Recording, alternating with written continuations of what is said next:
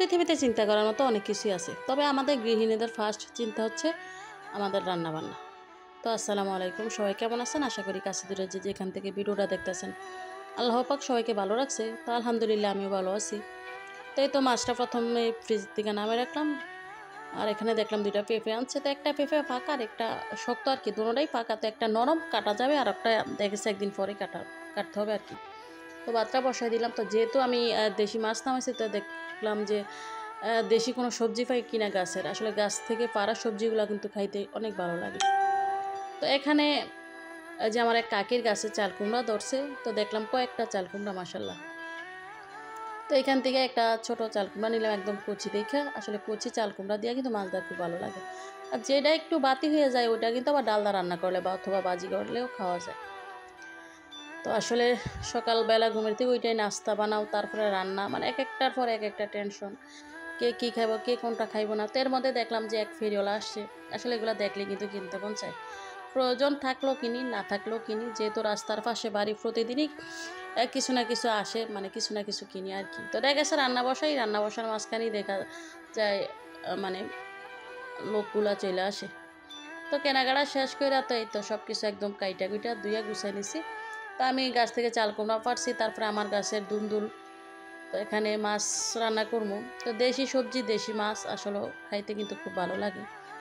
তো এগুলা দেখবেন যত খাবারই খাই, কিছুদিন এই খাবারগুলো না খাইলে একদমই ভালো লাগে না। তো প্রথমে কিন্তু আমি চেদুরি মাছটা ভাজা নিলাম, আর এখানে ট্যাংরা বা বজুরি, মানে একদম ছোট বড় মিলে আর কি, একদম বড় না সবগুলা।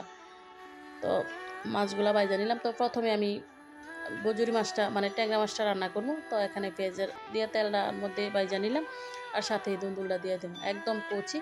যেহেতু আসলে দুন্দুল প্রায় শেষ, আমি কিন্তু গাছও কাইটা দিছি, তবে কয়েকটা আছে ছোট ছোট পাই, আসলে মাঝে মাঝে খাওয়া হয় আর কি। তো তেলের মধ্যে দুন্দুল আর পেঁয়াজটা ভাজা কাঁচামরিচ দিয়ে দিলাম, তারপরে এক এক করে সবগুলো গুঁড়া মশলা দিয়ে দিব। তো এখানে যে লবণ, হলুদের গুঁড়া, মরিচের গুঁড়া, ধনিয়ার গুঁড়া দিয়ে কিন্তু আবার কিছুক্ষণ ভাজা নিব। আসলে দুন্দুল তো সবজিটার মধ্যে কিন্তু পানি দেওয়া লাগে না, সবজিটার মধ্যে থেকে এমনিতেই অনেক পানি উঠে।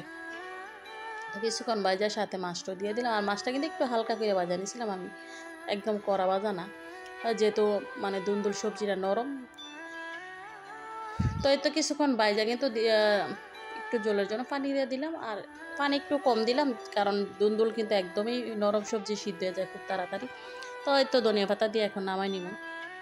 আর আমি কিন্তু রান্না বসাই আবার দেখা গেছে পাকা পেঁপেটা কাইটা নিছি। আর পেঁপেটা এত মিষ্টি, আসলে প্রায় ওইখান থেকে মানে আমাদের বাড়ির পাশে পাম্পের মধ্যে গাছ, ওইখান থেকে প্রায় সময় আনা হয় আর কি। তারপরে যে চাল কুমড়া রান্না করবো, তো মশলাটা ভালোভাবে কষাই নিয়েছিলাম, কষায় কিন্তু চাল কুমড়াটা দিয়ে দিলাম, দিয়ে ভালোভাবে কষাই নিলাম। আসলে দেশি সবজি, যে কোনো সবজি কিন্তু দেখবেন একটু তাড়াতাড়ি সিদ্ধ হয়ে যায়, আর বাজারেগুলো আনলে মনে হয় যে একটু দেরি হয় আর কি। তো কষায় মাছটা দিয়ে তো জলের জন্য পানি দিয়ে দিলাম, দিয়ে তো মানে ধনে পাতা দিয়ে দিলাম আর কি। তো আসলে রান্নাবান্না করবো বা করি এই চিন্তা, রান্নাবান্না কইরে আবার দেখা গেছে অনেক কাজ থাকে, তখন দোয়াদাই করতে হয়, সব কিছু শেষ করতে হয় আর কি। মোটামুটি একটা যুদ্ধ করতে হয়। তো ধন্যবাদ সবাইকে।